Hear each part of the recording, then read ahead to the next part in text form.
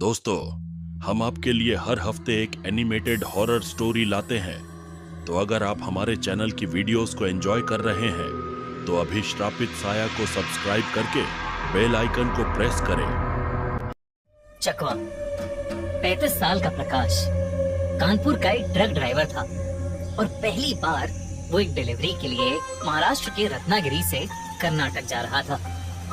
प्रकाश अकेला था और रास्ता काफी लंबा था, पर नदी और पहाड़ों से घिरी कोंकण की कोस्टल रोड बहुत ही सुंदर लग रही थी।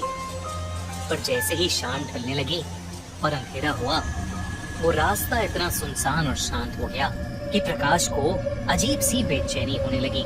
हर जगह धुंध आने लगी थी और इससे बचने के लिए प्रकाश ने ट्रक की हेडलाइट्स तेज कर दी। तभी उसने देखा कि आगे आने वाली खाली सड़क आम के पेड़ों से घिरी हुई थी और उसके चारों तरफ बड़े बड़े पत्थर पड़े थे। जैसे वो उस रोड के पास गया, उसे वहां कुछ दिखा। सड़क के किनारे एक छोटा सा बच्चा खड़ा था। उसने स्कूल यूनिफॉर्म पहनी थी और मिट्टी से लथपथ था। प्रकाश ने ट्रक धीरे किया और उस बच्चे के पास जाकर रोक दिया। उसने अपना शीशा नीचे किया और उस छोटे लड़के से पूछा कि वो इतनी रात को वहां क्या कर रहा है। पर उस लड़के ने प्रकाश को कोई जवाब नहीं दिया। वो सिर्फ जमीन को ही घूरे जा रहा था।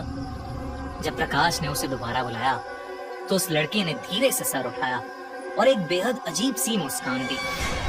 एक मुस्कान जो किसी नॉर्मल इंसान की नहीं हो सकती थी। और अगले ही सेकंड वो लड़का प्रकाश की आंखों के सामने से उस धुंध में कहीं गायब हो गया। ये देखते ही प्रकाश कांप उठा। उसने बगल में रखी बोतल से पानी पिया और फिर 2 मिनट बाद उसने सोचा कि शायद ये सब उसका वहम होगा।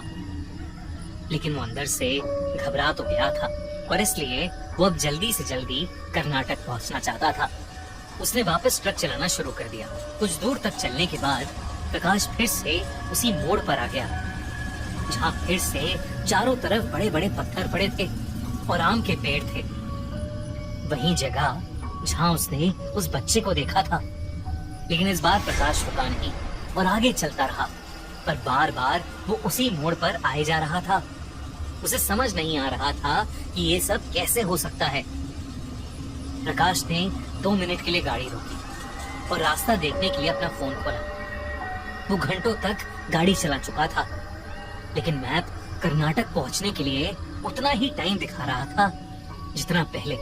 उसने जैसे ही अपने एक साथी ट्रक ड्राइवर को कॉल लगाया, उसका फोन ही बंद पड़ गया। उसने फोन चार्जिंग पर लगाया, पर फोन अब चार्ज भी नहीं हो रहा था। तभी उसे फिर से वही बच्चा दिखा, वही मिट्टी से भरा यूनिफॉर्म, वही नंगे पैर, वही डरावनी मुस्कान लिए सड़क के उसी कोने पर खड़ा हुआ वो प्रकाश को देखकर मुस्कुरा रहा था। उसे देखते ही प्रकाश की रूह कांप गई। प्रकाश ने अपना ट्रक फुल स्पीड पर घुमाया और अचानक जो बच्चा कई किलोमीटर पीछे था उसकी गाड़ी के सामने आ गया। प्रकाश अब बहुत ज्यादा डर गया था।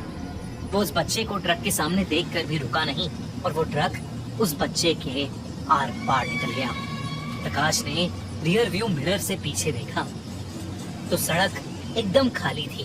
प्रकाश को समझ आ गया था कि उसके साथ कुछ बहुत ही ज्यादा भयानक हो रहा है और उसे उस जगह से निकलना होगा।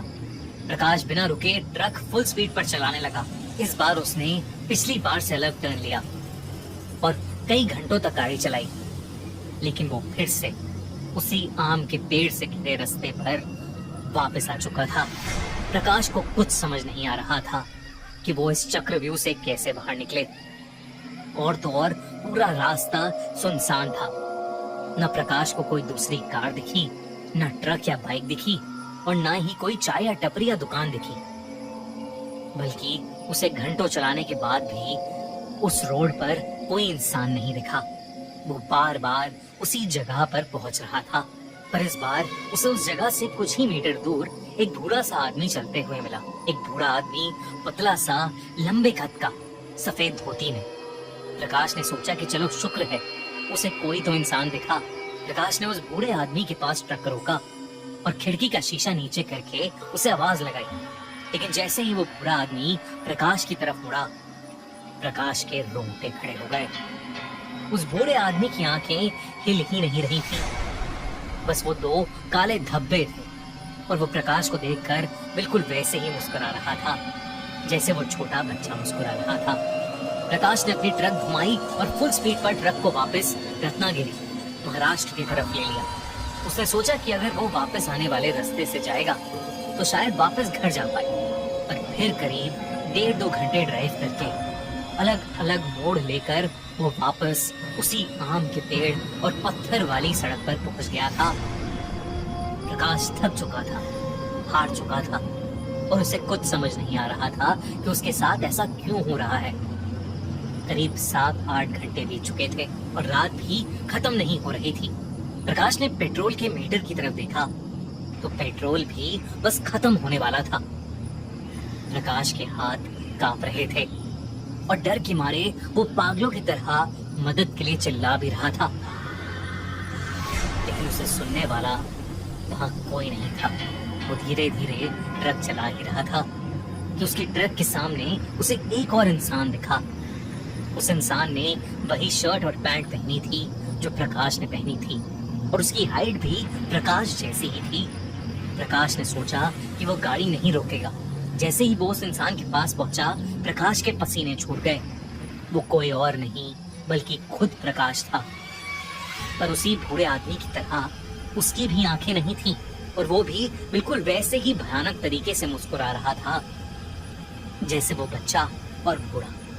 प्रकाश का दिमाग हिल गया था और इस बार ट्रक सीधा जाकर उस इंसान में, या यूं कहो कि उस भयानक ताकत में जाकर ऐसा भिड़ा कि उस ट्रक के सारे शीशे टूट गए और प्रकाश वहीं पर बेहोश हो गया। सुबह जब एक कार उस रोड से गुजर रही थी तब उस रोड पर ड्राइवर को दिखा कि एक ट्रक का एक्सीडेंट हुआ पड़ा है और वो एक बड़े से पत्थर में घुसी हुई है। उस आदमी ने देखा तो ट्रक के अंदर जख्मी हालत में प्रकाश पड़ा था।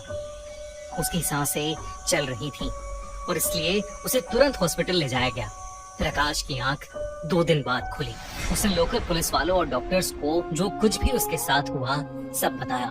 प्रकाश की सारी कहानी सुनते ही सबको समझ आ गया कि प्रकाश का सामना कोंकण के बहुत ही ताकतवर चकवा से हुआ था। उन्होंने उसे बताया कि चकवा, जिसे छलावा भी कहते हैं, एक भयानक ताकत है जो तुम्हें अपने झूठ में फंसा लेता है। चकवा किसी एक रूप में नहीं दिखता। वो कभी बच्चा, कभी बूढ़ा, कभी आदमी, कभी परछाई जैसा, कभी कोई जानवर या कभी बिल्कुल तुम्हारी अपनी शक्ल में दिखाई देता है। उसका एक ही काम होता है, रात के मुसाफिर का दिमाग घुमा देना, उसका रास्ता उससे छीन लेना और उसे अपने जाल में फंसा देना। गांव वाले कहते हैं कि जिसे चकवा मिल जाए वो भले ही बच भी जाए लेकिन ज्यादा समय तक जिंदा नहीं रहता। उसका मन अंदर से टूट जाता है, उसका समय रुक जाता है और सांसें धीरे धीरे कम हो जाती हैं। उस दिन के बाद से प्रकाश ने गाड़ी चलाना ही छोड़ दिया। उसकी तबीयत भी बहुत खराब रहने लगी और कुछ ही दिन बाद प्रकाश की हार्ट अटैक से मौत हो गई। तो दोस्तों, अगर अगली बार आप कोंकण के किसी वीरान रास्ते से जा रहे हो तो जरा संभाल के कि कहीं आपका भी सामना किसी चकवा से न हो जाए। हमारे चैनल श्रापित साया को अभी सब्सक्राइब करें क्योंकि हम हर हफ्ते ऐसे एनिमेटेड हॉरर स्टोरी लाते रहते हैं।